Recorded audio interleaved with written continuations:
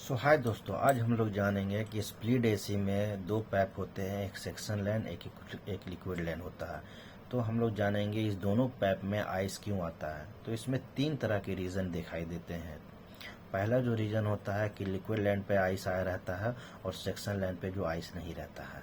दूसरा रीज़न रहता है कि सेक्शन लाइन पे सिर्फ आइस रहता है और लिक्विड लाइन पे आइस नहीं रहता है। तीसरा रीज़न ये रहता है कि सेक्शन लाइन पे भी आइस रहता है और ये लिक्विड लाइन पर भी आइस रहता है।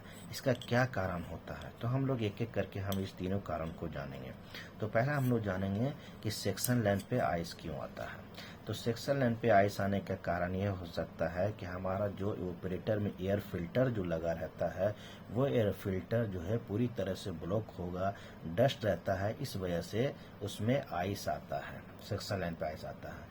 दूसरा कारण है कि हमारा इवेपोरेटर पूरी तरह से ब्लॉक है, गंदा है, जिसे हम लोग कूलिंग कॉइल कहते हैं, इस वजह से भी हमारा सेक्शन लाइन पे आइस आता है। तीसरा कारण यह है कि हमारा बुलवर जो मोटर होता है उसका स्पीड लो होने की वजह से भी हमारा सेक्शन लाइन पर जो है उस पर आइस आता है। चौथा कारण ये है कि हमारा गैस कम होने की वजह से भी सेक्शन लाइन पे आइस आता है कि जितना हमें गैस चाहिए 65, 69 प्लस 69 चाहिए गैस, उससे कम रहेगा, 30, 40 गैस रहेगा तो हमारा सेक्शन लाइन पे आइस आएगा। तो सेक्शन लाइन पे आइस आने का ये कारण होता है। अब हम जानेंगे कि लिक्विड लाइन पे आइस क्यों आता है। तो लिक्विड लाइन पे आइस आने का पहला कारण ये है कि हमारा जो होता है स्टेनर जो होता है, स्टेनर ब्लॉक होने की वजह से भी आइस आता है। और दूसरा कारण यह है कि हमारा जो कैपिलरी होता है, स्टेनर के बाद जो हम लोग कैपिलरी लगाते हैं, कैपिलरी के बाद एक सर्विस वाल्व आता है, उसके बाद ये लिक्विड लाइन का पाइप लगता है जो क्वार्टर पाइप बता रहे हैं। तो इसके ब्लॉक होने की वजह से भी हमारा आइस आता है लिक्विड लाइन पे। तीसरा कारण हो सकता है कि कंप्रेसर का पंपिंग जो है वो फेल हो जाता है। कंप्रेसर फेल होने की वजह से क्या होता है कि इस वजह से भी हमारा आइस आता है लिक्विड लाइन पे। जो कंप्रेसर का पंपिंग जो है 200 के नीचे अगर प्रेशर रहेगा तो गैस जो है प्रेस नहीं करेगा सही तरीका से, जिसकी वजह से हमारा लिक्विड लाइन पर आइस आएगा। तो हमें क्या होगा, 250 प्लस चाहिए जब पंपिंग, तो हमारा लिक्विड लाइन पे आइस नहीं आएगा।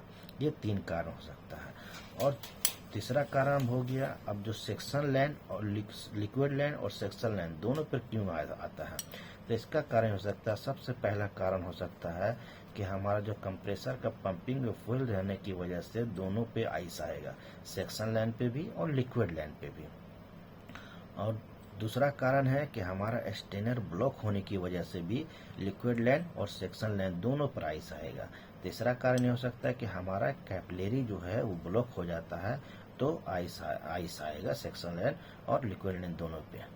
तो हमारा दूसरा कारण और तीसरा कारण दोनों मिला हुआ कारण है, लेकिन अगर दोनों पे आ रहा है तो ये तीनों चीज हमें चेक करना पड़ेगा।